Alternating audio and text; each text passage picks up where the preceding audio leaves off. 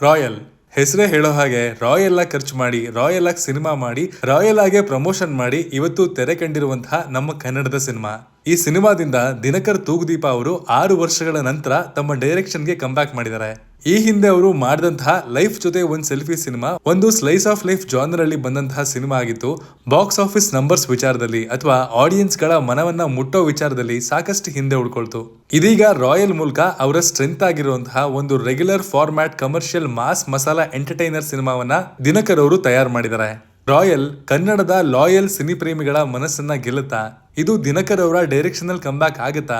Cinema ನನ್ನನ್ನ entertain ಮಾಡ್ತಾ ಇಲ್ವಾ? ಎಲ್ಲವನ್ನ ಇವತ್ತಿನ ರಿವ್ಯೂ ಹೇಳ್ತೀನಿ, ಬನ್ನಿ ನೋಡ್ಕೊಂಬರೋಣ. ಹಾಯ್, ಎಲ್ರಿಗೂ ನಮಸ್ಕಾರ. ನೀವೇನಾದ್ರೂ ನಮ್ಮ ಚಾನಲ್ಗೆ ಹೊಸಬ್ರಾಗಿದ್ರೆ ಚಾನಲ್ನ ತಪ್ಪದೆ ಸಬ್ಸ್ಕ್ರೈಬ್ ಮಾಡ್ಕೊಳ್ಳಿ. ಇದು ರಘು ನಿಡುವಳ್ಳಿ ಅವರ ಕತೆ ತುಂಬಾ ಫ್ರೆಶ್ ಆಗಿದೆ ಅನ್ನೋದಕ್ಕಿಂತ ಒಂದು ಕಮರ್ಷಿಯಲ್ ಸಿನಿಮಾಗೆ ಬೇಕಿದ್ದ ಎಲಿಮೆಂಟ್ಸ್ ಮತ್ತು ಎಮೋಷನ್ಸ್ ಗಳನ್ನ ಈ ಸಿನಿಮಾ ಒಳಗೊಂಡಿದೆ. ಇಲ್ಲಿ ಸಿನಿಮಾದ ಹೀರೋ ಕೃಷ್ಣ ಒಂದು ರೀತಿಲಿ ಕಳ್ಳ ಕೃಷ್ಣ ಅಂತ ಕೂಡ ಹೇಳ್ಬೋದು. ಟ್ರೈಲರ್ ಅಲ್ಲೇ ನೀವು ಕೇಳಿರೋ ಹಾಗೆ ಲೈಫ್ ಅಲ್ಲಿ ಅವನಿಗೆ ಲಾಯಲ್ ಆಗಿರೋದಕ್ಕಿಂತ ರಾಯಲ್ ಆಗಿರೋದೇ ಮುಖ್ಯ. ಅದಕ್ಕೋಸ್ಕರ ಯಾರ ತಲೆನ್ ಬೇಕಿದ್ರು ಅಡ ಇಟ್ಟು ದುಡ್ಡು ಮಾಡ್ಕೊಂಡು ಲೈಫ್ ಅನ್ನ ಕೇರ್ ಫ್ರೀ ಆಗಿ ನಡೆಸ್ತಾ ಇರ್ತಾನೆ.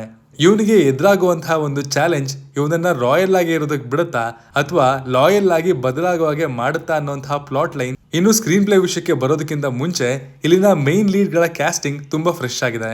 ವಿರಾಟ್ ಮತ್ತು ಸಂಜನಾ ಆನ್ ಸ್ಕ್ರೀನ್ ತುಂಬಾ ಕ್ಯೂಟ್ ಆಗಿ ಕಾಣಿಸ್ಕೋತಾರೆ ಅಂಡ್ ಅವ್ರಿಗೆ ಸಿಕ್ಕಿರುವಂತಹ ಆಪರ್ಚುನಿಟಿನ ಅವರು ಕಂಪ್ಲೀಟ್ ಆಗಿ ಯೂಸ್ ಮಾಡ್ಕೊಂಡಿದ್ದಾರೆ. ಅದ್ ಹೆಂಗೆ ಅಂದ್ರೆ, ಕೆಲವು ಸಲ ನಾವು ಎಕ್ಸಾಮ್ಗೆ ಚೆನ್ನಾಗಿ ಓದಿದಾಗ ಆನ್ಸರ್ ಬುಕ್ಲೆಟ್ ನ ಪೂರ್ತಿ ತುಂಬಿಸ್ಬಿಟ್ಟಿರ್ತೀವಲ್ಲ, ಹಾಗೆ ಅವರು ಕೂಡ ಡ್ಯಾನ್ಸ್ ಆಗ್ಲಿ, ಸ್ಟಂಟ್ಸ್ ಆಗ್ಲಿ, ಎಮೋಷನಲ್ ಸೀಕ್ವೆನ್ಸ್ ಗಳಾಗ್ಲಿ ತುಂಬಾ ಅಚ್ಚುಕಟ್ಟಾಗಿ ಪರ್ಫಾರ್ಮ್ ಮಾಡಿದ್ದಾರೆ. ಅಂಡ್ ವಿರಾಟ್ ಅವರಿಗೆ ಇಲ್ಲಿ ಕಮರ್ಷಿಯಲಿ ಎಕ್ಸ್ಪ್ಲೋರ್ ಮಾಡೋದಕ್ಕೆ ತುಂಬಾನೇ ಸ್ಪೇಸ್ ಸಿಕ್ಕಿರೋದ್ರಿಂದ ಅವರಿಗೆ ಈ ಸಿನಿಮಾದಿಂದ ಮುಂದೆ ಒಳ್ಳೆ ಲೈನ್ಅಪ್ಸ್ ಗಳು ಬಂದರೂ ಕೂಡ ಆಶ್ಚರ್ಯ ಇಲ್ಲ. ಇನ್ನು ಬೇರೆ ಕ್ಯಾಸ್ಟಿಂಗ್ ಅನ್ನ ಕೂಡ ಸಿನಿಮಾ ತಂಡ ರಾಯಲ್ ಆಗಿ ಚೂಸ್ ಮಾಡ್ಕೊಂಡಿದ್ದಾರೆ.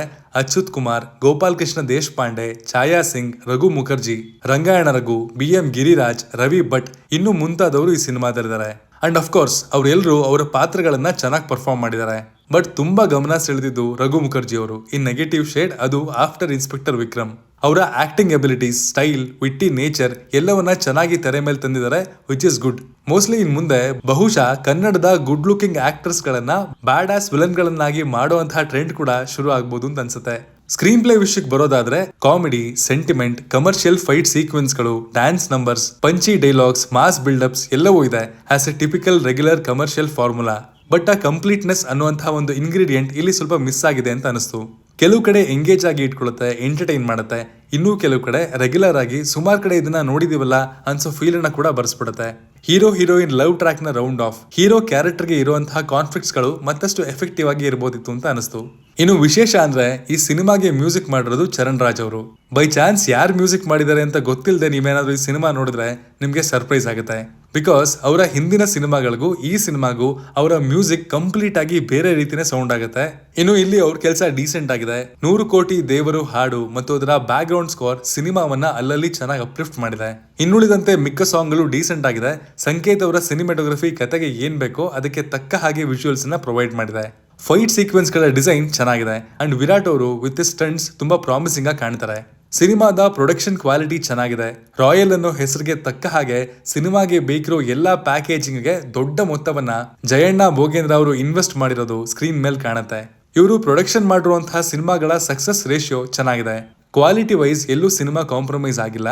ಆದ್ರೆ ಕೆಲವು ಕಡೆ ಎಸ್ಪೆಷಲಿ ಗೋವಾದ ಸೀಕ್ವೆನ್ಸ್ ಅಲ್ಲಿ ಯೂಸ್ ಮಾಡಿರುವಂತಹ green mat shoot and car chasing sequence ಅಲ್ಲಿ ಯೂಸ್ ಮಾಡಿರುವಂತಹ VFX ಕ್ವಾಲಿಟಿ ಕೂಡ ಬೀನ್ ಬೆಟರ್ ಅಂತ ಅನಿಸ್ತು. ಬಿಕಾಸ್ ಅದು ವಿಜುವಲಿ ಸ್ವಲ್ಪ ಡಿಸ್ಟರ್ಬ್ ಮಾಡಿದ್ದು ಹೌದು. ಓವರ್ ಆಲ್ ಆಗಿ ಹೇಳೋದಾದ್ರೆ ನನಗೆ ಇದೊಂದು ಡೀಸೆಂಟ್ ಎಕ್ಸ್ಪೀರಿಯನ್ಸ್ ಅನ್ನ ಪ್ರೊವೈಡ್ ಮಾಡ್ತು. 2 ಗಂಟೆ 28 ನಿಮಿಷ ಇರುವಂತಹ ಫ್ಯಾಮಿಲಿ ಆಕ್ಷನ್ ಡ್ರಾಮಾ ಆಗಿರುವಂತಹ ರಾಯಲ್ ಸಿನಿಮಾವನ್ನ ಫ್ಯಾಮಿಲಿ ಆಡಿಯನ್ಸ್ ಯಾವುದೇ ಮುಜುಗರ ಇಲ್ಲದೆ ನೋಡಬಹುದು. ರೆಗ್ಯುಲರ್ ಫಾರ್ಮ್ಯಾಟ್ ಕಮರ್ಷಿಯಲ್ ಸಿನಿಮಾ ಇದು. ನೀವೇನಾದ್ರೂ ಸಿನಿಮಾ ನೋಡಿದ್ರೆ ನಿಮ್ಗೆ ಹೇಗೆ ಅನಿಸ್ತು ಅನ್ನೋದನ್ನ ಕಮೆಂಟ್ ಮಾಡಿ ತಿಳಿಸಿ. ನಾನು ಸಿಗ್ತೀನಿ ಮುಂದಿನ ಕಂಟೆಂಟ್ ಜೊತೆಗೆ. Signing off, Manu.